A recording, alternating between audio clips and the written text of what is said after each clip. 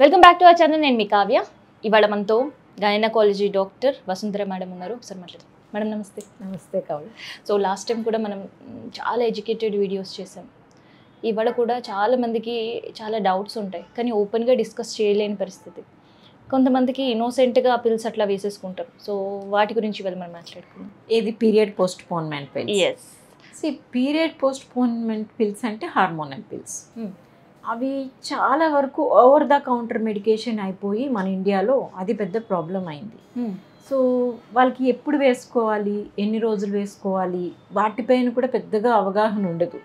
So వాళ్ళు ఏం చేస్తారంటే ఏదో ఫంక్షన్ ఉందనో, పెళ్ళి ఉందనో, ఏదో గుడికి వెళ్తామనో, సో ఆ రకంగా పోస్ట్ పోన్ చేయటానికి పీరియడ్స్కి వేసేసుకుంటూ ఉంటారు. కొంతమందికి అయితే అది రొటీన్ అయిపోతుంది. వాళ్ళ షెడ్యూల్ని మార్చుకునే దానికి ప్రయత్నం చేయరు. మెనీ టైమ్స్ పీరియడ్స్ పోస్ట్ పోన్మెంట్కి ప్రయత్నం చేస్తారు. ఎప్పుడైనా ఏదైనా ఒక అకేషన్ కోసం డాక్టర్ దగ్గరికి వెళ్ళి వాళ్ళకి మీ స్టేటస్ అసెస్ చేసిన తర్వాత డాక్టర్ ప్రిస్క్రైబ్ చేస్తారు, మీరు ఆ ట్యాబ్లెట్ వేసుకోవడానికి ఫిట్ ఉన్నారా కాదా అని. అప్పుడు చూసి ఇచ్చిన ప్రిస్క్రిప్షన్ పెట్టుకుంటారు వాళ్ళు. సో అదే ప్రిస్క్రిప్షన్ వాళ్ళకి ఎప్పుడు అవసరమైతే అప్పుడు వేసేసుకుంటారు. సో మెనీ టైమ్స్ మన బాడీ ఈరోజు బిహేవ్ చేసినట్టుగా రేపు బిహేవ్ చేయకపోవచ్చు. సో మనం ఈ రోజుకి ఏ రిస్క్ ఫ్యాక్టర్ ఉందో రేపటికి ఇంకేం రిస్క్ ఫ్యాక్టర్ వస్తుందో కూడా తెలియదు. సో అట్లాంటప్పుడు ఏంటంటే మీరు ఎవ్రీ టైం వేసుకున్నప్పుడు better you consult a gynaecologist. అసలు దానికన్నా ముందర వీలైనంత వరకు అవాయిడ్ చేయడమే ఫస్ట్ బెటర్.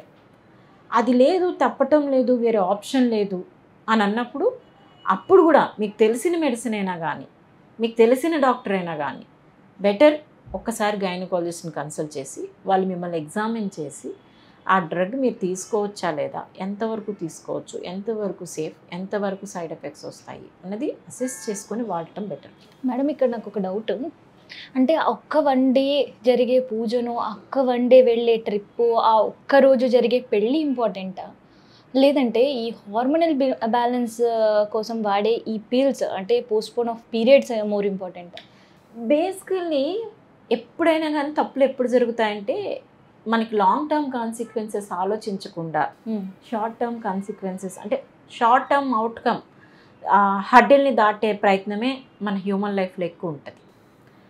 చాలామందికి మేబీ నేను గైనకాలజిస్ట్ తప్పు పట్టను అండ్ ఇర్రేషనల్గా ప్రిస్క్రైబ్ చేస్తూ ఉంటున్నా, లేకపోతే మేబీ పేషెంట్ ప్రెషర్తో మెడికేషన్ ఇస్తూ ఉన్నా, వాళ్ళకి ఆ మెడికేషన్ రిలేటెడ్ సైడ్ ఎఫెక్ట్స్ వాళ్ళకి తెలీదు, పేషెంట్కి తెలీదు, ఇచ్చిన డాక్టర్కి తెలీదు.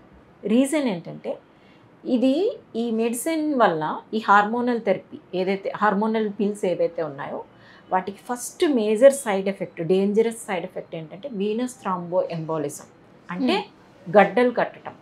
గడ్డలు ఎక్కడ కడతాయి? మన బాడీలో వెయిన్స్ ఉంటాయి కదా, వెయిన్స్లో రక్తం గడ్డ కట్టే కెపాసిటీని పెంచుతూ ఉంటాయి. ఇవి పెంచి ఏం చేస్తాయి? గడ్డలు మన బాడీలో ఉన్న హార్ట్కో, బ్రెయిన్కో, ఇంకా అదర్ వైటల్ ఆర్గాన్స్కి వెళ్ళి గడ్డలు ట్రావెల్ అయిపోతాయి. అక్కడ స్ట్రోక్స్, పెరాలసిస్ ఇలాంటి సైడ్ ఎఫెక్ట్స్ వస్తాయి. సో అప్పుడు ఏమవుతుంది? ఒక డాక్టర్ మెడికేషన్ ప్రిస్క్రైబ్ చేస్తారు. ప్రిస్క్రైబ్ చేసిన తర్వాత పేషెంట్ ఆమె ఇష్టానికి వేసుకున్న తర్వాత కొన్ని రోజుల తర్వాత అందరికీ ఇలా వస్తుందని నేను చెప్పటం లేదు. ఎవరికైతే ప్రోన్ ఎక్కువ ఉంటారో వాళ్ళ రిస్క్ ఫ్యాక్టర్ అసెస్ చేయకుండా, వాళ్ళు ఆ డ్రగ్ తీసుకోవటానికి కరెక్ట్ పర్సనా కాదా అని అసెస్ చేయకుండా ఎవరైతే తీసుకుంటారో వాళ్ళకి రిస్క్ ఇంక్రీజ్ అవుతుంది. ఇంక్రీజ్ అయ్యి క్లాట్స్ వస్తాయి, బ్లడ్లో stroke, heart stroke, brain stroke వస్తుంది. అప్పుడు ఏం చేస్తారు? హార్ట్ స్ట్రోక్, బ్రెయిన్ స్ట్రోక్ వస్తే ఎవరి దగ్గరికి వెళ్తారు? న్యూరాలజిస్ట్ దగ్గరికి వెళ్తారు, గైనకాలజిస్ట్ దగ్గరికి వెళ్ళరు. సో అటు తిరిగి మళ్ళీ గైనకాలజిస్ట్ దగ్గరికి వెళ్తే గైనకాలజిస్ట్కి డెఫినెట్గా తెలుసు ఈ డ్రగ్స్ వల్ల ఈ థ్రాంబో ఎంబాలిజం ఫినామినన్ ఉంటుంది, ఇవన్నీ ఉంటాయి. కానీ మనం ఇచ్చిన డ్రగ్స్ వలన ఎంతమంది ఎఫెక్ట్ అయ్యారన్న ఫీడ్బ్యాక్ వాళ్ళకి వెళ్ళదు. ఎస్, అర్థమైందా? సో ఇక్కడి నుంచి ఫీడ్బ్యాక్ ఎక్కడికి వెళ్తుంది? న్యూరాలజిస్ట్ దగ్గరకు, కార్డియాలజిస్ట్ దగ్గరకు, వాస్కులర్ సర్జన్ అక్కడికి వెళ్తుంది. సో ఇవన్నీ మేము ఎక్కడ చూస్తాము? మాది టెరిషరీ కేర్ హాస్పిటల్, మాది ఏది ఇంకా అన్ని డిపార్ట్మెంట్స్ ఉంటాయి దీంట్లో. సో ఆబ్వియస్గా పేషెంట్స్ ఇట్లాంటి హయ్యర్ సెంటర్కి ఐసీయూ సపోర్ట్, వెంటిలేటర్ సపోర్ట్, న్యూరాలజిస్టులు, ఫిజియోథెరపీ అందరూ ఎక్కడైతే ఉంటారో అక్కడ ఆబ్వియస్గా అక్కడికి వస్తారు. అప్పుడు వాళ్ళు మాకు రిఫరల్ పెడతారు గైనకాలజిస్ట్గా. మేము ఇన్హౌస్ గైనకాలజిస్ట్ కాబట్టి మాకు. సో నాకు కూడా ఇంత డ్రాస్టిక్గా బయటికి ఇంత అవుట్కమ్ వస్తుంది, ఇంతమంది ఎఫెక్ట్ అవుతున్నారు అనే విషయం నేను కూడా ఇలాంటి టెర్షరీ కేర్ హాస్పిటల్లో వర్క్ చేయకముందర నాకు కూడా తెలియదు పెద్దగా. నేను చదువుకున్నా దీనివల్ల థ్రాంబోఎంబోలిక్ ఫినామినన్ వస్తుంది, ఊరికే వాడకూడదు అని నాకు కూడా ఇప్పుడు ప్రాక్టికల్గా కనిపిస్తుంది. ప్రాక్టికల్గా కనిపిస్తుంది. కొంతమంది ఓన్లీ ఒక 3-4 టాబ్లెట్స్ వేసుకున్న తర్వాత కూడా ఎంత ఫ్యాటల్గా ల్యాండ్ అవుతారంటే హ్యాండ్ పెరాలసిస్, మొత్తం డీవియేషన్, మౌత్ డీవియేషన్. చాలా వరకు కొంతమంది రికవర్ అవుతారు సరైన టైంలో తీసుకొచ్చి దానికి ట్రీట్మెంట్ పెడితే. కొంతమందికి పాపం రికవరీ కష్టం ఉంటుంది. వెనక్కి తిరిగి ఆలోచిస్తే అరే ఒక సింగిల్ ట్యాబ్లెట్ ఇంత డ్యామేజ్ కాజ్ చేసిందా అని చెప్తే వాళ్ళు అప్పుడు రిగ్రెట్ అవుతారు. ఈ కాన్సిక్వెన్సెస్ అన్ని మేము చూస్తాము, ఎందుకంటే మేము ఇన్హౌస్లో ఉండి ఈ రిఫరల్ సిస్టమ్ అని మాకు ఉంటుంది కాబట్టి. సో బయట ప్రిస్క్రైబ్ చేస్తున్న గైనకాలజిస్ట్కి ఫీడ్బ్యాక్ వెళ్తే అందుకే మేము ఏ పేషెంట్ అయినా ఇప్పుడు మా దగ్గరికి వేరే ఏ కండిషన్స్లోనే హార్మోనల్ థెరపీ అనేది ఏంటంటే ఒక పేషెంట్కి ఇర్రెగ్యులర్ సైకిల్స్ ఉన్నా, పీసీఓడి ఉన్నా, అదర్ ప్రాబ్లమ్స్ ఉన్నా ట్రీట్మెంట్ కింద యూస్ చేస్తాం. కానీ పెట్టేటప్పుడు ఆ పేషెంట్ని అసెస్ చేయాలి. ఈ పేషెంట్కి ఈ డ్రగ్ పెట్టేదానికి ఈమె సూటబుల్లా కాదా అసెస్ చేసి దాని రిస్క్ ఎక్స్ప్లెయిన్ చేసి ఇలాంటి సిమ్టమ్స్ ఏమైనా వచ్చినాయి అంటే ఇమ్మీడియట్గా రిపోర్ట్ కావాలి అని చెప్పి ఆలోచించి పెట్టి అప్పుడు మాత్రమే పంపించాలి. నేను ఇదివరకు వర్క్ చేసే దగ్గర ఎట్లా ఉండేదో నా టెండెన్సీ పక్కన పెడితే ఇప్పుడైతే ఒక హార్మోనల్ థెరపీ మెడిసిన్ ప్రిస్క్రైబ్ చేయాలంటే నేను 100 సార్లు ఆలోచిస్తాను, ఎందుకంటే నాకు ఎఫెక్ట్స్ తెలుసు. అవును. సో కొంతమంది మా రిలేటివ్స్ కానివ్వండి, మా ఫ్రెండ్స్ కానివ్వండి, బాగా తెలిసిన వాళ్ళు ఫోన్ చేసి ఊరికి ఉతికే ట్యాబ్లెట్ అడిగేస్తారు, ఎందుకంటే నేను బాగా వాళ్ళకి క్లోజ్. సో వాళ్ళకి మెయిన్ వాళ్ళని కన్సోల్ చేయడం చాలా కష్టం, వాళ్ళని కన్విన్స్ చేయడం చాలా కష్టం. వద్దు అసలు ట్యాబ్లెట్ వాడద్దు అని చెప్పినా మన అమ్మాయే చెప్పదు, మనకు తెలిసిన అమ్మాయి మన డాక్టరే చెప్పట్లేదు అని తిట్టుకుంటారు తప్ప. అంటే ఇక్కడ జనాల వే ఆఫ్ థింకింగ్ మారాలంటారా, లేదంటే డాక్టర్లు మారుతున్నారు?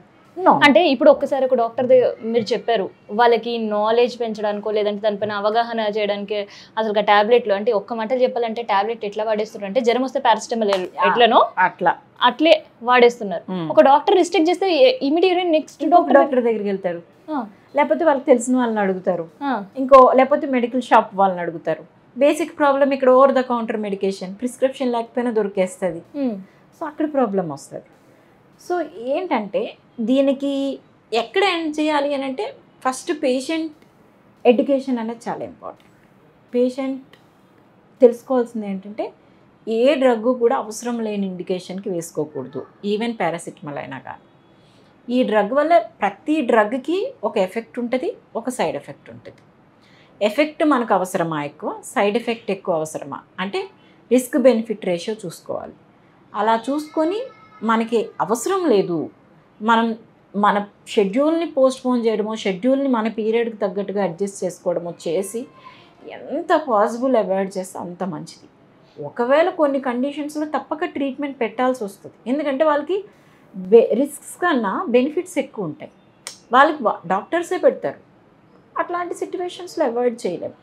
But if given a chance మనకు తెలిసిన వాళ్ళైనా కానీ, మనం దగ్గరుండి మానిటర్ చేస్తున్న వాళ్ళైనా కానీ అన్నెసెసరీగా ఈ over the counter medication for postponement of ఎవరితో పెళ్ళైతే అసలు మనం ఎందుకు ట్యాబ్లెట్ వేసుకోవాలి నాకు అర్థం కాదు. నువ్వే తిరుపతి వెళ్తున్నావో, నువ్వే గుడికి వెళ్తున్నావు అంటే నీ షెడ్యూల్ నువ్వు కంట్రోల్ చేయగలగాలి. పక్కన వాళ్ళ కోసం నువ్వెందుకు ట్యాబ్లెట్ వేసుకుంటావు? Plan the schedule according to your cycle, అట్లా చేసుకుంటే బెటర్ కదా. సో అది అవసరం మనకి. దేవుడు కూడా నువ్వు తప్పు చేసి నా దగ్గరికి వచ్చి హెల్ప్ అడుగుని ఎవరో చెప్పరు. సో నీకు ఒక స్ట్రోక్ వచ్చిందంటే నేను దేవుడి దగ్గరికి ప్రేయర్ చేయడానికి వెళ్ళాను అందుకే వేసుకున్నానంటే ఈవెన్ గాడ్ కెనాట్ రెస్క్యూ. నువ్వు ఇష్టానికి నువ్వు మెడిసిన్ వేసుకుని నన్ను ఎందుకు హెల్ప్ అడుగుతున్నావు అని అడుగుతాడు తప్ప దేవుడు కూడా ఏం చేస్తాడు. అయితే ఇక్కడ ఇంకొకటి, సరే ఆఫ్టర్ మ్యారేజ్ వాళ్ళకంటే కూడా బిఫోర్ మ్యారేజ్ ఒక టీనేజర్స్లో కూడా అట్లా మింగేస్తున్నారు టాబ్లెట్, ఆ చాక్లెట్లు మింగినట్టు. సో వాళ్ళకి ప్రెగ్నెన్సీ టైంలో ఎఫెక్ట్ పడే అవకాశం ఉంటుందా ఇట్లా మెన్స్ట్రువల్ సైకిల్ ఆపడానికి టాబ్లెట్స్ వాడుతూ? ఇది సైడ్ ఎఫెక్ట్స్ అన్నో పక్కన పెడితే మెన్స్ట్రువల్ ఇర్రెగ్యులారిటీస్ వచ్చేస్తాయి. మన బాడీ ఎప్పుడు కూడా ఒక టైప్ ఆఫ్ రిథమ్కి అలవాటై ఉంటుంది, ఒక బయోలాజికల్ రిథమ్ ఉంటుంది మన దగ్గర. అందుకనే కదా ఎవ్రీ 30 డేస్కి ఒక పీరియడ్ వస్తూ ఉంటుంది, లేకపోతే 15 డేస్కి ఓవులేషన్ అవుతూ ఉంటుంది, అండ్ లేకపోతే ఏమనాలి ప్రెగ్నెన్సీ వచ్చి 9 monthsకే డెలివరీ అవుతుంది. ఇదంతా ఏంటి మనకి ఇన్హెరెంట్గా ఒక మన బాడీలోనే డెవలప్ అయి ఉన్న బయోలాజికల్ సిస్టమ్, బయోఫీడ్బ్యాక్ సిస్టమ్. నార్మల్గా అయ్యేదాన్ని మనం కెలుక్కుంటే అబ్నార్మల్గానే బిహేవ్ చేస్తుంది. ఐదర్ పీరియడ్స్ డిస్టర్బ్ అవుతాయి, చక్కగా 1 monthకి ఒకసారి వచ్చే పీరియడ్ ఇర్రేషనల్గా రావడం మొదలు పెడుతుంది, లేదంటే హెవీ బ్లీడింగ్ అవుతుంది, లేకపోతే పెయిన్ అబ్డమిన్ వస్తుంది, లేదంటే కొంచెం మూడ్ స్వింగ్స్ వస్తూ ఉంటాయి. ఇట్లా రకరకాల సైడ్ ఎఫెక్ట్స్ ఉంటాయి. ఊరికే చక్కగా వెళ్ళిపోతున్న దాన్ని కెలుక్కొని అన్నెసెసరీగా ట్రబుల్ కొని తెచ్చుకుంటాం. సో హెల్తీ పీరియడ్ టైమ్స్ ఏంటి? హెల్దీ పీరియడ్ టైమింగ్స్ అనేది చాలా వరకు పీరియడ్స్ గురించి ఒక మిస్కన్సెప్షన్ ఉంటుంది. ఎవ్రీ మంత్ నాకు ఆన్ డేట్ ఈ టైంకి పీరియడ్ రావాలి, లేదా +or- 1 or 2 days అటే రావాలి అనే కన్సెప్షన్ ఉంటుంది చాలా మందికి. యాక్చువల్గా అది తప్పు. అవునా? అవును. ఎందుకు అంటే ఒక్కొక్కరికి ఒక్కొక్క ప్యాటర్న్ ఆఫ్ సైకిల్ ఉంటుంది. కొంతమందికి 21 days సైకిల్ ఉంటుంది, కొంతమందికి 28 days సైకిల్ ఉంటుంది, మెనీ ఏ టైమ్స్. కొంతమందికి 30 +or- ఉంటుంది, కొంతమందికి 35, 45 ఉంటుంది. వాళ్ళ ప్యాటర్నే అంత, వాళ్ళ బయోలాజికల్ సిస్టమే అంత. వాళ్ళ పక్కన వాళ్ళతో కంపేర్ చేసుకోకూడదు. మీ ప్యాటర్న్ వేరు, నా ప్యాటర్న్ వేరు. నాకు రెగ్యులర్ సైకిల్స్ రావచ్చు, రాకపోవచ్చు. అది ఎందుకు డిసైడ్ అవుతుంది? నా లైఫ్ స్టైల్ బట్టి డిసైడ్ అవుతుంది.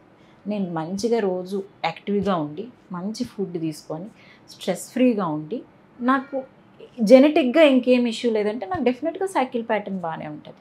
నాకు జెనెటిక్గా మా మదర్కి మంచిగా సైకిల్ ప్యాటర్న్ ఉండి నాకు అదే ప్యాటర్న్ వచ్చింది. సో నాకు ఆబ్వియస్గా సైకిల్స్ రెగ్యులర్గా వస్తున్నాయి.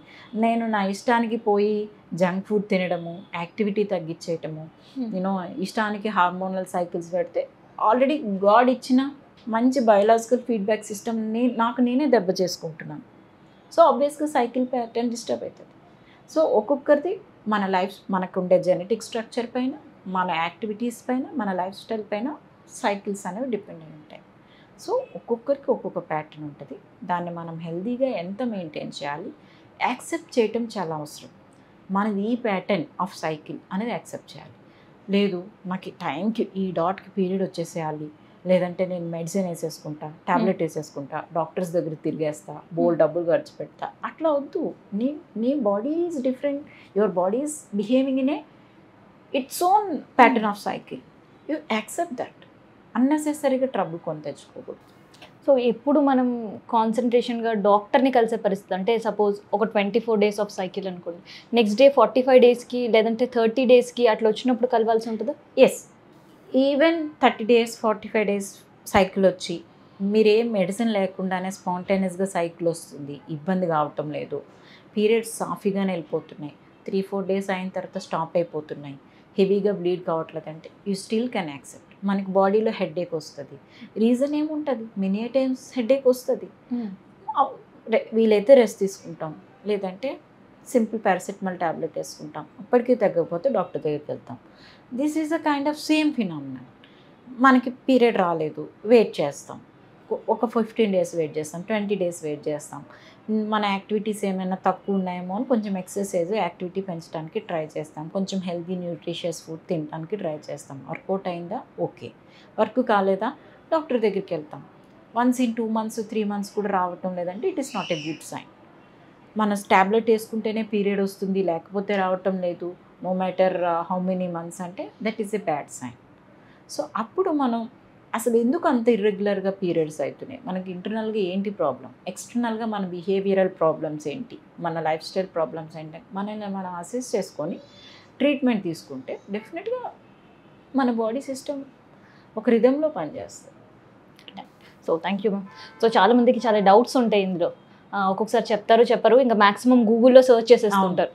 సో గూగుల్లో సెర్చ్ చేసి సెల్ఫ్గా మెడికేషన్ తీసుకోవడం అనేది, మీరు గూగుల్ సెర్చ్ అనేది ఎంత దారుణం అంటే ఒక్కసారి what are the reasons for headache అని కొట్టి చూడండి, రీజన్ ఫర్ హెడేక్ అని కొట్టి చూడండి, అందులో స్ట్రోక్ కూడా వస్తుంది.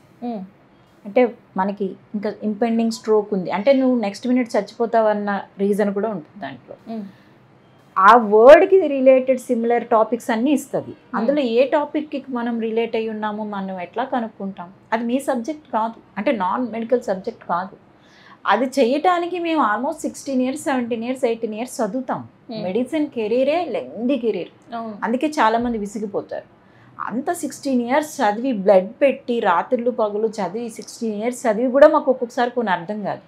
మేము 16 secondsలో గూగుల్ చేసి నేర్చేసుకుంటాం, గూగుల్ చేసి అన్నీ తెలిసేసుకుంటాం అంటే it is foolishness. Unnecessary you are putting yourself into trouble. ఇది చూస్తారు పైన హెడేక్కి రీజన్ ఏంటి అంటే సింపుల్ స్ట్రెస్ ఉండొచ్చు, సింపుల్ యూనో బ్రెయిన్ ఇన్ఫెక్షన్ ఉండొచ్చు, న్యూరలాజికల్ సీక్వెల్ అండ్ స్ట్రోక్ ఉండొచ్చు. బుర్రనోడైతే ఇది స్ట్రెస్ రిలేటెడో లేకపోతే ఏదో అప్పుడప్పుడు వస్తుందని అది యాక్సెప్ట్ చేస్తాడు.